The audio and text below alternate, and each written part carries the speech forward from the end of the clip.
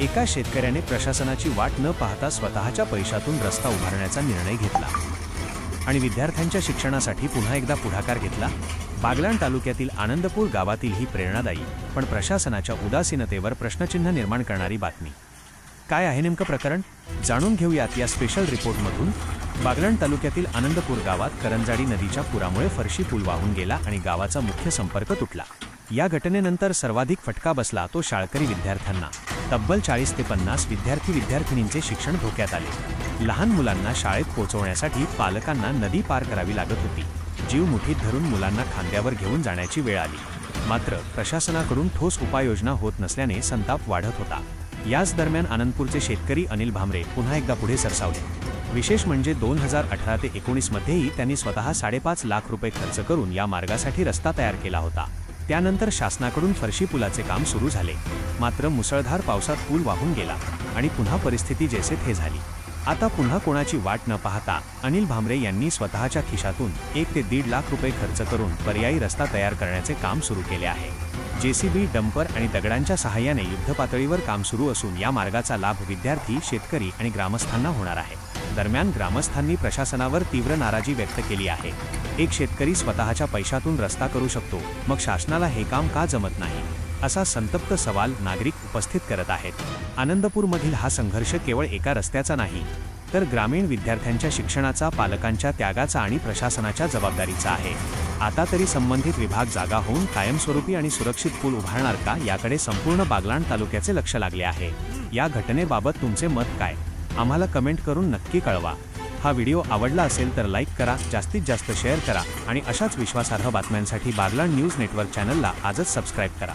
तसेच आमच्या सर्व सोशल मीडिया प्लॅटफॉर्मला फॉलो करा आणि बेल आयकॉन दाबायला विसरू नका। कॅमेरामनसह मी प्रकाश शेवाळे, बागलाण न्यूज नेटवर्क, सत्य, वेग, विश्वास।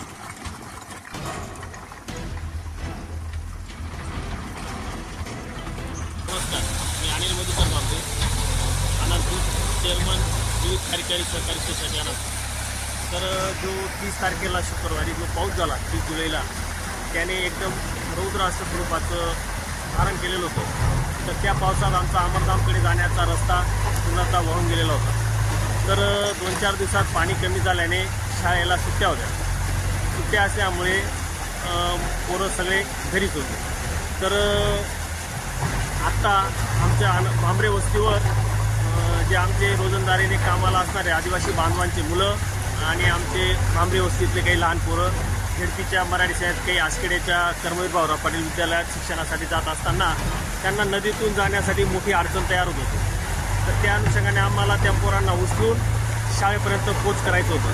तसंच एखादी आकस्मिक घटना आनंदपूरमध्ये घडली तर अमरधामपर्यंत येण्यासाठी रस्ता नव्हता। त्या अनुषंगाने मी स्वतः एक पुढाकार घेऊन स्वखर्चाने हा जो रस्ता आहे आम्ही तयार करण्याचं ठरवलेलं आहे। मागील 5 वर्षातसुद्धा मी हा रस्ता स्वतः 5-6 लाख रुपये खर्च करून तयार केलेला होता आणि जे आपल्या गावातले जे अमरधामपर्यंत येणारे जे ट्रेन होते ते एकदम व्यवस्थित येत होते।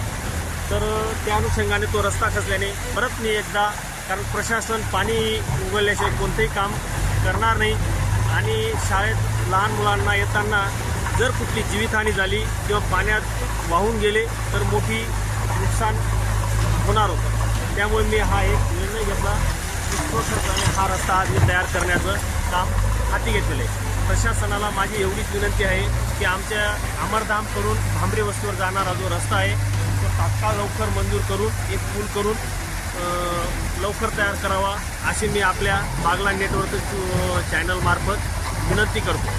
धन्यवाद।